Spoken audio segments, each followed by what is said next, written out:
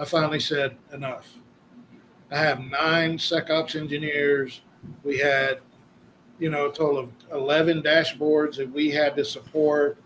That was a la carte to our various clients, from, Sentinel-1 to Checkpoint Enterprise to whatever. I mean, and every time I hired an engineer, he had to learn those platforms because it was their only choice. And then the clients had a la carte purchasing decisions.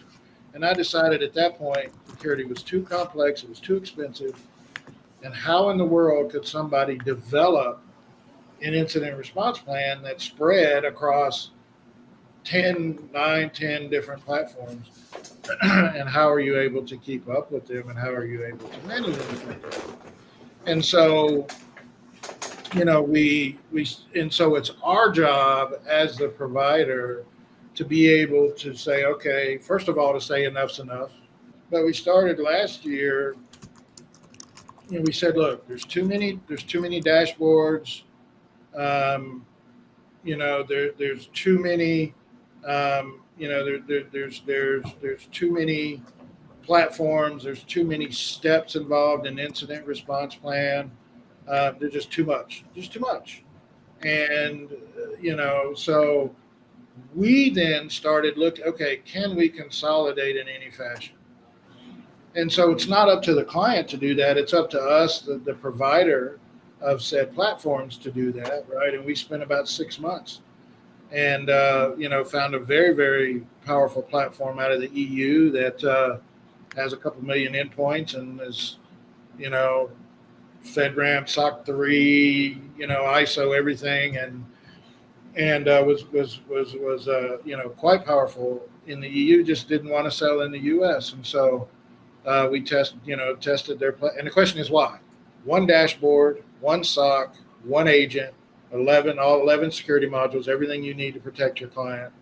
And I was like, if this survives scrutiny, I'm all in, because now it simplifies greatly not only who we have to train for what and why, but from an incident response plan, that's when the rubber meets the road. We're in one forensic location, not 8, 9, 10, 7, 8 forensic locations, right? The worst part of an incident response is what? Getting the forensic data together from 7, 9, 10 discontiguous platforms, somehow make a storyline that exists across those, right? When you have a singular platform, you can do it in one place.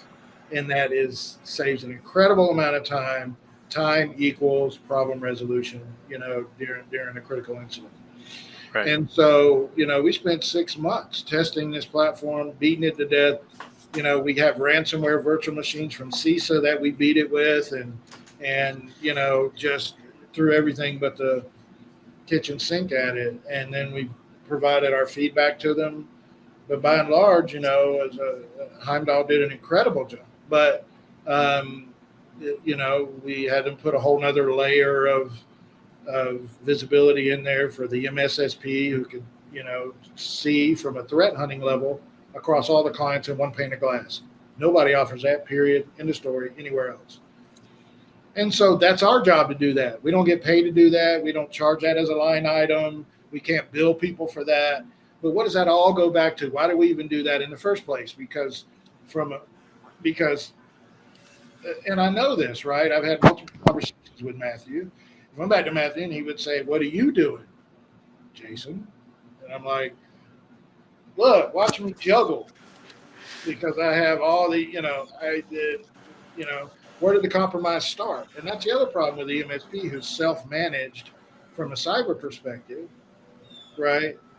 You telling me you can manage your dashboards and alerts and, consoles and dropped agents and all the pieces and parts that go with that, and do it profitably? Most guys who do it on themselves are upside down. They just don't have the volume. But again, I'll go back to why we did that in the first place, why we went seeking somebody like Fort Mesa for our clients, was to get some consistency in communication, some consistency in expectation, and some consistency in service delivery between us. And what's the common denominator there? It's being compliant and managing your expectations. And so, and look, I spent I looked at 11 different platforms, same Well, as mine, but let's Mesa was where we went. So.